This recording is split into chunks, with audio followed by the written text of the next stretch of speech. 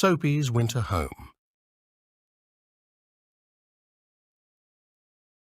Soapy lives on the streets of New York. He likes the sun and the trees. He doesn't like buildings or houses or jobs. For 9 months of the year, Soapy is a happy man. Then the first week of December comes. At night, Soapy puts on his old coat and hat, and he puts 3 newspapers under him. But he is cold, and he can't sleep. He gets up, and he walks up and down the streets. He can't live on the streets all winter.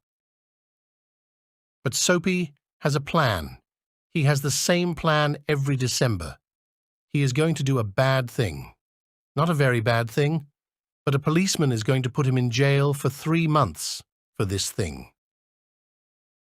Then Soapy is going to have food and a bed for the winter. In March, he is going to finish his time in jail. He is going to be on the streets of New York again for 9 beautiful months. Soapy thinks about his plan. He is going to visit a very smart restaurant. First, he is going to eat some expensive food, and then he is going to sit in the bar with an expensive drink. After his food and drink, Soapy is going to say, "I'm sorry, but one don't have any money." Then the men at the restaurant are going to make a telephone call. A policeman is going to come and put Soapy in jail for 3 months. No cold streets for the winter. Soapy smiles and walks into Sanborn's restaurant, but the man at the door looks at Soapy's old shoes and says, "You can't come in here. The people in here have money. They have good coats and shoes. Go home. You can't eat here." Soapy sits down and thinks about his plan again. This time, he walks down 6th Street. He finds an expensive store with a big window. He hits the window with a heavy bottle. Many people and 1 policeman hear the noise and run to the store. Soapy stands near the window and smiles. "Who did this?" the policeman asks. "Where's the man?" "Maybe I'm that man," Soapy says with a friendly smile. "You aren't the man. Look, down there. A man is running away," the policeman says. He runs after the man. No jail for Soapy this afternoon. That evening, Soapy walks to a street with many theatres. Eileen sees a lot of beautiful men and women in expensive coats and dresses.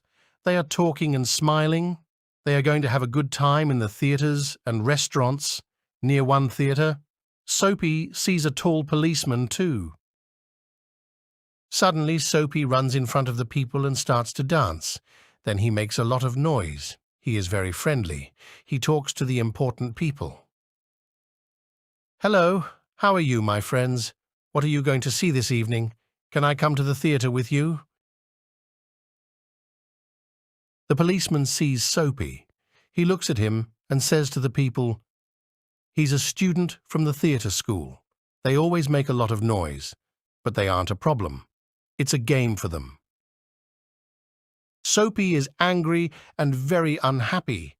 How can he get into jail for the winter? He walks down the street and sees a man in a big office. The man's pen is on a table near a window. Soapy puts his hand in the window and takes the pen. He walks slowly down the street. The man runs into the street and says, "Stop! You have my pen." "Your pen?" Soapy asks. "Then call a policeman." But the man from the office doesn't call a policeman. He has problems with the police too. He doesn't want to talk to a policeman. "Maybe it is your pen," the man says to Soapy. "Goodbye." Soapy is going to sleep on the street again today. He sits down and makes a new plan. Maybe Lai can get a job. Maybe Lai can have some money and an apartment and good shoes and a lot of food. Maybe he is too old for the street. Tomorrow he is going to find a job. This winter, he isn't going to be cold and he isn't going to be in jail. He is going to be an important man. He's happy with this new plan.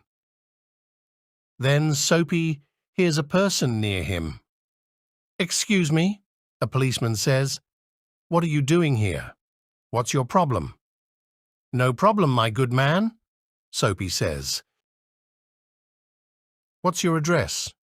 Where do you work?" the policeman asks. "No address, no job, but I'm going to look for a job tomorrow," Soapy says. "No address? Come with me. 3 months in jail for you," the policeman says.